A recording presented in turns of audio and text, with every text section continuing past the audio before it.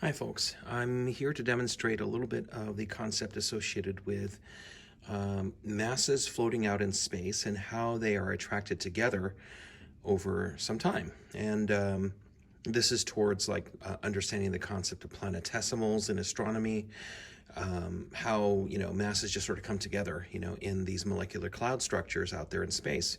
So we have here some pieces of styrofoam. I presume this is styrofoam. I haven't worked with this yet, but I presume it's some sort of styrene foam. Hopefully it doesn't dissolve, like marshmallows would or whatever. Hope they're not edible. But anyway, I've taken one of these and I shredded it up into smaller pieces like this so that these things are going to represent the masses floating around out there in space. I have a tray here filled with water about halfway. And what I'm going to do is put these in here, and hopefully with a little luck, they're going to interact with each other, all right? And so I'm going to go ahead and just plop these down in here. You can see they're floating on top here. And given some time, hopefully we'll notice some sort of interaction going on between these. Perhaps they'll attract. We'll find out.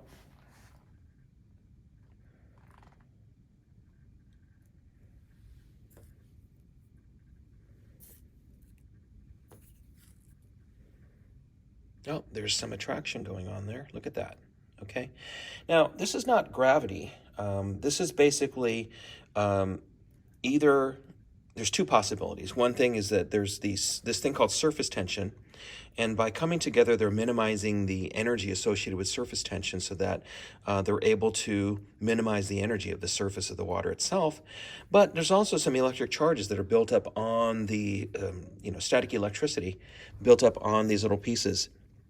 And what that tends to do is it'll tend to cause these things to come together through the process of static electricity, attract to one another, and form these bigger clumps that you see here and over here, and along the edges as well, right? So these were spread out somewhat to begin with, but now you see that they are starting to come together into these bigger chunks of material. Now, initially, gravity is kind of weak, between these particles and out there in space. They're not going to interact that much through gravity. But if they have even a tiny amount of electric charge on them and they're interacting with each other, chances are they're going to interact such that they attract and then stick together, like you see here, forming a larger chunk. And this larger chunk here will now continue to collect more and more stuff until eventually you get a larger blob of material. If it gets big enough, we're talking, asteroid-sized or, something comparable to, like a house-sized or larger, then it starts to pick up, the concept, the quality of gravity, all right? And so because it has enough mass, there's enough gravitational pull to start pulling in other chunks as well by means of gravity as opposed to just electric, static electricity. And so it starts to build from there to get bigger and bigger and bigger as long as there's other stuff floating around nearby.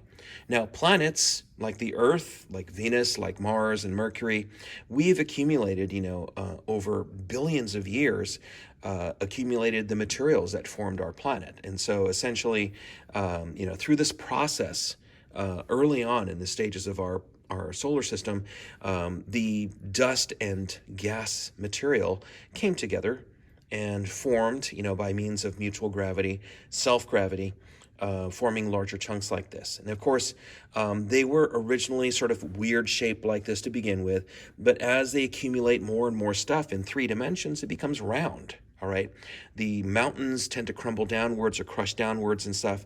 And so essentially we end up with a round object or near round object from this process.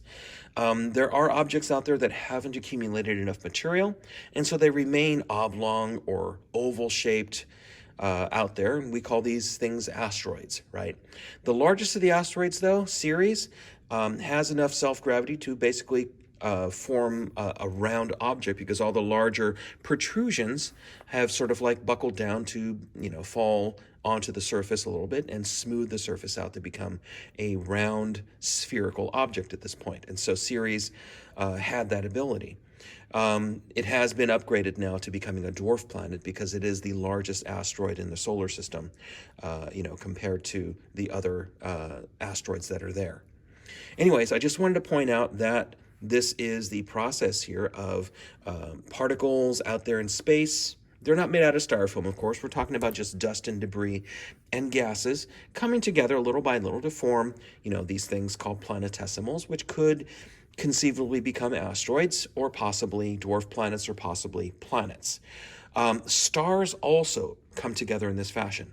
All right, initially coming together by means of static charge, and then eventually accumulating together by means of gravity. They get bigger and bigger, all right? And if there's enough material around to accumulate, they could possibly become larger planets like Jupiter, or they become something called brown dwarfs, which is the in-between object between Jupiter and the sun. And then if it has enough material to accumulate, it could possibly start the nuclear fusion process in the core and become a bona fide star at that point, right? So, but this is the process of either electric charges pulling things together initially, and then gravity starts taking over at some point. All right, that's it. Thanks.